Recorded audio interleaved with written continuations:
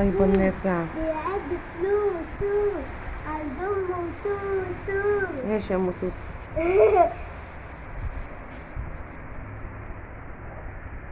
حلالي حلالي يا ايه؟ حلالي حلالي أمال. اشتيا خلي البط يقوم فيها. يلا يا ام صوت رايح. اللهم صيبا نافعا. مش قادرة اطلع اكتر من كده. شتا في اسكندرية بتنقط. تشتي يا حبيبي، تشتي. بس الهوا الجامد خليكي جوه احسن، مش جوه شوية. يلا يا بتاعت ام سوسو انت. مامي بس من هنا هتلاقي اكتر. شوفيها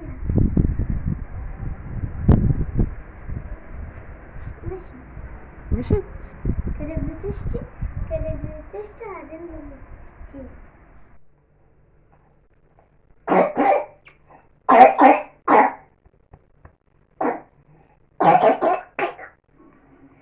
طب شايفين ان انا فيه مش عارفة ابدأ الفيديو خالص. هي كانت نايمة لسه هبدأ تصوير الفيديو لقيت.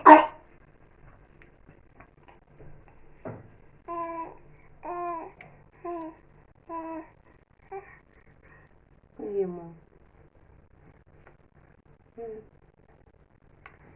طيب ازيكم يا اصحابي يا حبيبين، عاملين ايه؟ رب كلكم تكونوا بخير ويا رب تكون الصوت واصل. لو كنت اول مره بتشوفيني انا بسمة ودي قناتي، بتمنى تاخدي جوله فيها وباذن الله تعجبك. بس اوعي تنسي اللايك والشير والسبسكرايب. يلا بينا نبدا على فيديو النهارده ونصلي مع بعض على رسول. اللهم صل وسلم وبارك عليك حبيبي يا رسول الله. ونقول بسم الله ونبدا على فيديو النهارده. فيديو النهارده ما وراء الكواليس، حاجات كتيره قوي. بص انا هلف لكم الكاميرا وشوفوا انتوا واحكموا بنفسكم. فحطي اللايك بتاعك، ما تنسيش دعوه حلوه في كومنتك. ويلا بينا نبدا على فيديو النهارده. فيلا بصوا المنظر. دي كلها مواعين عايزه تتشال.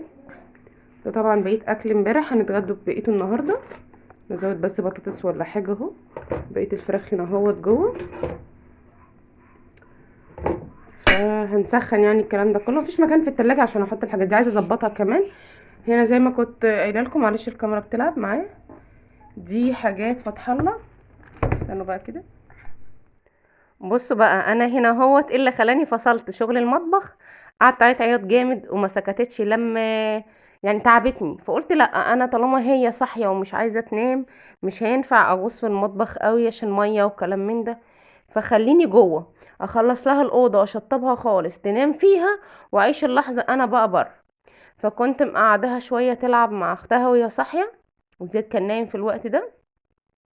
دخلت على الاوضه الاول. كده كده كانت متبهدله زي ما انتم شايفين، وفي غسيل كنت لماه وعايزه يتطبق والكلام ده كده كله. عايزه اشيل الملايه انفضها. الملايه نظيفه لسه حطاها فمش هغيرها، بس عايزه انفضها برضو. بصي التنفيضه فيها طاقه ايجابيه، فاهمين ازاي؟ في روح حلوه بتدخل في المكان. الارض طبعا دي اكتر سجاده متمرمطه عندي بسبب اكل العصافير. لا البلكونه دي فيها العصافير بره، فاللي داخل واللي طالع الهواء بينطور في البلكونه جامد قوي وبياخد على جوه. فهكنسها برضو. هنا لما جينا من بره كنت قلعه وحاطين كل حاجه على المكنه، وفي حاجات عايزه تتخيط. والله كسلانه اخيطها، ومش ما عنديش وقت. مش كسلانه، هخيطها بس ما عنديش وقت. وخايفه اشيلها في اماكن جوه انساها. فلازم تبقى قدامي كده افتكر ان في حاجه على المكنه عايزه ايه تتخيط وكده. دي القاعده بتاعت الشاشه، احنا علقناها. فالقاعده عايزه بقى اغلفها وبابا يطلعها فوق الدولاب علشان ما بطلوش مهما كان. يعني ممكن احط السلم وبرضه ما بطلوش. الدولاب عندي كبير قوي. فبعدها بقى عن ايد الولاد وحطها بعيد كده. فقلت بمشي بالرياشه اطلع كل التراب. طب انا عايزه اقول لكم ان انا هخلص الاوضه معاكم وانا ماشيه بالرياشه وبلمع. بمجرد ما اخلص هتلاقوني برضو مشيت بالرياشه تاني. احنا عندنا المنطقه ترابيه قوي، فاضيه قوي، صحراء تمام. فالهواء قايم جامد، فالهواء بيلم تراب معاه. وبالذات ده الاوضه بني، فبيبان فيها بقى بسرعه. نفسي اغير الاوضه دي، ما اعرفش ليه مش بحبها الصراحه. انا ما نقيتهاش، في دي من ضمن الحاجات. عشان كده انا بقول لكم انا بحب حاجتي قوي. وبزعل على حاجتي لو حصل لها حاجه، ممكن اقعد اعيط جنب الحاجه. لكن الحاجه اللي مش منقياها بفضل حطاها في دماغي ان انا عايزه اغيرها لو انا مش مرتاحه لها. لو انا مرتاحه لها خلاص عادي قشطه مفيش مشكله. بس فالاوضه مش وحشه، بس يمكن انا كنت عايزه اوضه بيج، اوضه فاتحه او بيضه. فاهمين قصدي؟ ما كنتش عايزه البني خالص، لان انا لا بحب البني ولا الذهبي في العفش صراحه يعني. إيه بس بقى راضيين بالامر الواقع. طبعا الموفات والوانات الشقه انا بعشقها، مهما دلوقتي طلع حديث وطلع حاجات كده. ليه؟ لان انا كنت منقياه، كانت موضه بقى من انا بقت 9 سنين ونص ماشيه في 10 سنين. فكانت موضه بقى قوي ان كل اوضه لون او كل حيطه لون. فاهمين قصدي؟ فكانت وقتي بقى كانت طالع لسه الجنزاري جديد قوي. ولسه ضجت بقى ايه، بصي كان 3 الوان،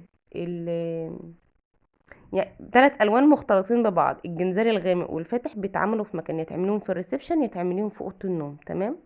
والموف برضو نفس النظام، مش في اوضه الاطفال. الالوان دي ما كانتش طالعه لاوضه الاطفال او اوضه المعيشه او كده او الليفنج، لا هي كانت طالعه للصاله نفسها، الريسبشن الكبير والاوض النوم. 3 الوان، الموفات والبتنجاني وكده بدرجاته يعني، الجنزاري بدرجاته، الاسمر في رصاصي والنبيتي والكلام من ده. فانا كانت في مين متجوزه قرب مني، بنت خالة جوزي، فهي عملت في الريسبشن عندها الموفات. رحت انا مدخله الموفات في اوضه النوم، وعملت في الصاله عندي بره بقى ايه، الاسمر في السيلفر في النبيتي، كلام من ده بقى، كان موضه بقى. وعايزه اقول لكم ان انا بحبهم لاني منسقه الحاجه. يعني بص حيطان الاوضه كلها موف هادي، هو الشغل الغامق في ظهر السرير، وعامله عليه بقى السجاد والستاره. طبعا السجاده دي مش بتاعت اوضه النوم دي اصلا، السجاده دي كانت بتاعت الصالون او اللي اتجوزت بيها. بس بحطها هنا. بصوا هي 2 في 3 وجاية صغيرة، يعني المكان ده لوحده كبير، أوضة النوم دي 4 في 5. فالمكان بقى زي ما انتوا شايفين كده كبير. بحطها تدفينا في الشتاء يعني، طالما هي بقت زيادة لأن أنا جبت أكبر بره في الصالة. دخلت بقى ايه على كانت هي نيمتها، ودخلت هنا على طول. طبعا انتوا شايفين الهيلمان اللي هنا زي ما شفت في أول الفيديو. أنا كنت قبلها بيوم بالليل كنت عاملة كرومباية، كنت جايباها من يوم الخميس، وخفت تبوظ، محطوطه جنب التربو في الارض جنب الديب فريزر، وخفت تبوظ الصراحه. فانا ما عنديش وقت، مش كسل، هو مفيش وقت بس مش اكتر. فقعدت قطعتها بقى اللي هي على بالظبط تحشيها.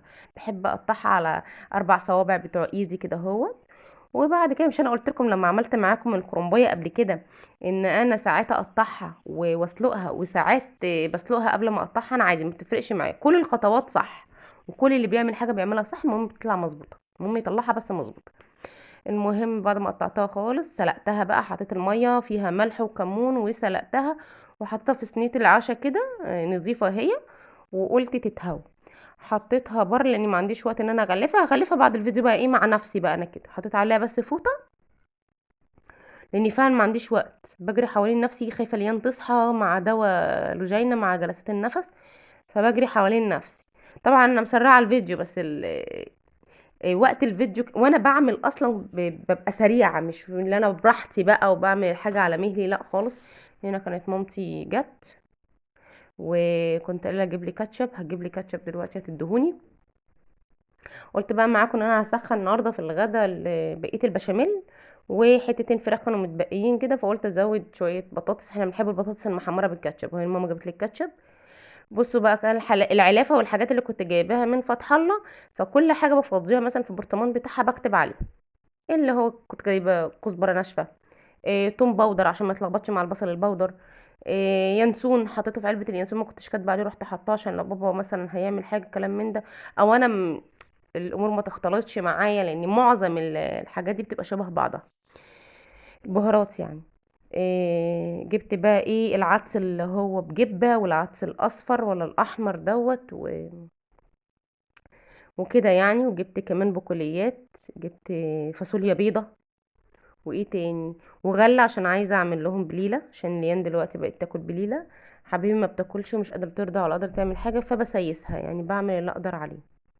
انا كنت سخنت الغدا ونضفته وغسلت مواعيني وعملت البوتاجاز، ظبطت كل حاجه، عملت البطاطس وسخنت صينيه البشاميل اللي حطيت جوه الفراخ، يعني انا غسلت الجريلا بقى. بصوا بقى كده خلاص كل حاجة جهزت وبقت زي الفل. نضفتها كله تمام التمام. هنا غسلت مواعيني كلها واتشطبت. يعني إيه خدت كله، بس جريت لكم الفيديو عشان يبقى يوم في السريع كده. ده غدانا بقى كده النهارده. المهم ان انا وصلت معاكي لاخر الفيديو. بقول لك شكرا ان وصلتي معايا لحد هنا. اكتبي لي كومنت حلو يشجعني. وما تنسوش باللايك يا جماعه اللي بيرفع الفيديو. واستنوني في فيديو جديد. ولا اله الا الله سيدنا محمد رسول الله.